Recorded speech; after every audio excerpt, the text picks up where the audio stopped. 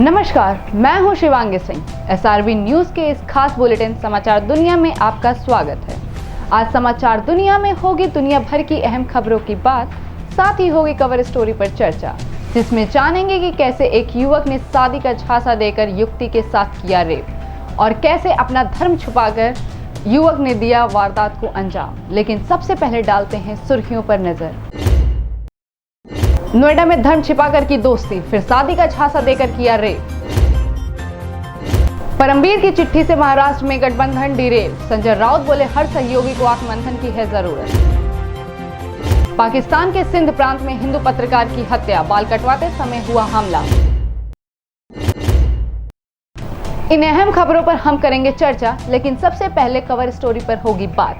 आज cover story में होगी नोएडा में सामने आए लव जिहाद के मामले की बात। एक युवती ने एक युवक पर धर्म छिपाकर शादी करने का झांसा देने और दुष्कर्म करने का आरोप लगाया। युवती का कहना है कि युवक अब उस पर धर्म परिवर्तन के लिए दबाव बना रहा है। युवती की शिकायत पर पुलिस ने मामला दर्ज कर लिया है और कार्रवाई करते हुए आरोपी को गिरफ्तार कर लिया है। आइए देखते हैं इस पर एक खास रिपोर्ट। नोएडा में लव जिहाद का एक मामला सामने आया है, जहां एक लड़की पर आरोप लगा है कि उसने धर्म छिपाकर युवती से दोस्ती की और फिर शादी का झांसा देकर उसके साथ दुष्कर्म किया। फिलहाल पुलिस ने SC/ST एक्ट और धर्म परिवर्तन निषेध कानून के तहत आरोपी को गिरफ्तार कर लिया है। आपको बता दें कि ये घटना ग्रेटर नोएडा के कासना थाना क्षेत्र की है। कासना कोतवाली में एक युवती ने युवक पर धर्म छिपाकर शादी करने का झांसा देने और दुष्कर्म करने का आरोप लगाया है। युवती का कहना है कि युवक अब उस पर धर्म परिवर्तन के लिए दबाव बना रहा है। युवती की शिकायत पर पुलिस ने मामला दर्ज कर लिया है और कार्रवाई करते हुए आरोपी को गिरफ्तार कर लिया है। नोएडा पुलिस के आला अधिकारी ने बताया है कि एक कंपनी में काम करने वाली 20 साल की युवती ने कासना थाने में रिपोर्ट दर्ज कराई। इसमें कहा गया है कि साल 2020 में उसकी कंपनी में काम करने वाले एक युवक ने अपनी पहचान बदायूं के रहने वाले सोनू के रूप में बताई थी। धीरे धीरे दोनों में नजदीकियां बढ़ गई और फिर दोस्ती हो गई।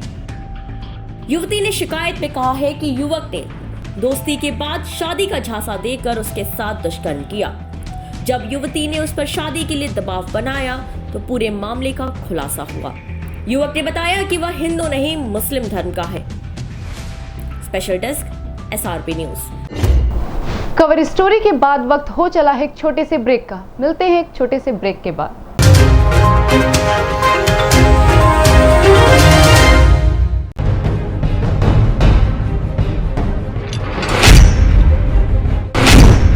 बहने लगी है चुनावी बयान, अब होंगे विकास के दावे, गली मोहल्लों को चमकाने के वादे।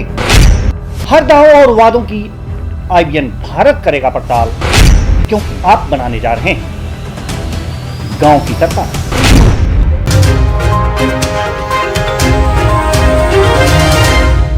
ब्रेक के बाद स्वागत है आपका।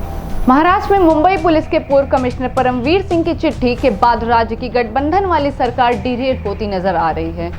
NCP, कांग्रेस, शिवसेना के गठबंधन वाली MVA सरकार में उठापटक के आसार नजर आने लगे हैं। देखिए इस पे एक खास रिपोर्ट। महाराष्ट्र में मुंबई पुलिस के पूर्व कमिश्नर परमवीर सिंह की चिट्ठी के बाद राज्य की गठबंधन वाली सरकार का गठबंधन की गांठ ढीली होती नजर आ रही है। NCP, कांग्रेस और शिवसेना की गठबंधन वाली MVA सरकार में उठापटक के आसार नजर आने लगे हैं। ऐसा इसीलिए कहा जा रहा है क्योंकि शिवसेना के सांसद संजय राउत ने परमवीर सिंह की चिट्ठी विवाद को लेकर कड़े बयान दिए हैं।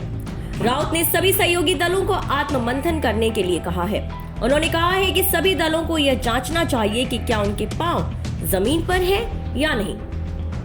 मैंने पहले भी कहा था, कुछ मामलों में राज्य सरकार को पहले से नजर रखनी चाहिए और कुछ अफसरों की भी निगरानी की जानी चाहिए। सूबे के मुख्यमंत्री ने सरकार का सम्मान काफी मजबूती से बचाए रखा है।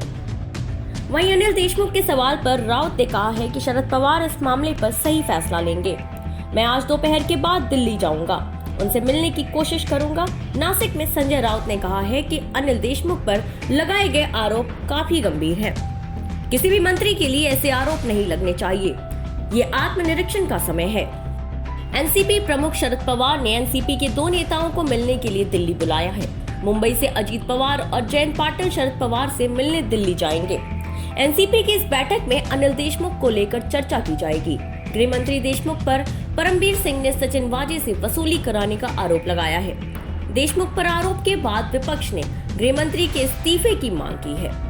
Special desk SRB news. Pakistan के सिंध प्रांत में एक हिंदू पत्रकार अजय लालवानी की गोली मारकर हत्या कर दी गई।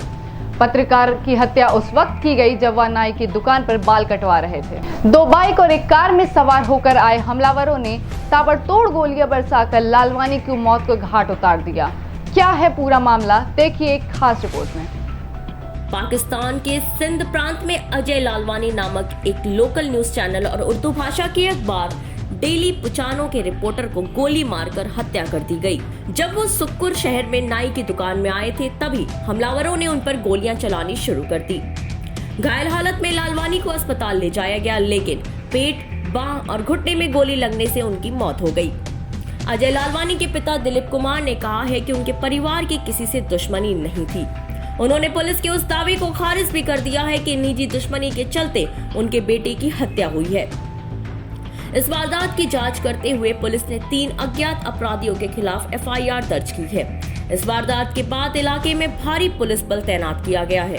वहीं हिंदू पत्रकार अजय लालवानी की हत्या की निंदा करते हुए पाकिस्तान की नेशनल असेंबली MNA में हिंदू मेंबर लालचंद मल्ही ने कहा है कि यह बेहद चिंता का विषय है। पत्रकारों के एक समूह ने भी लालवानी की हत्या के खिलाफ विरोध प्रदर्शन किया। लालवानी के अंतिम संस्कार के बाद एक मार्च भी निकाला गया। आपको बता दें कि पाकिस्तान में हिंदू सबसे बड़ा अल्पसंख्यक समुदाय है। आधिकारिक अनुमानों के अनुसार पाकिस्तान में 75 लाख हिंदू रहते हैं। पाकिस्तान की अधिकांश हिंदू आबादी सिंध प्रांत में बसी हुई है। इसी सिंध प्रांत में ही हिंदू पत्रकार अजय लालवानी की गोली मारकर हत्या कर दी गई। Special desk SRB news. फिलहाल समाचार दुनिया में आज के लिए इतना ही। मुझे दीजिए इजाजत। नमस्कार।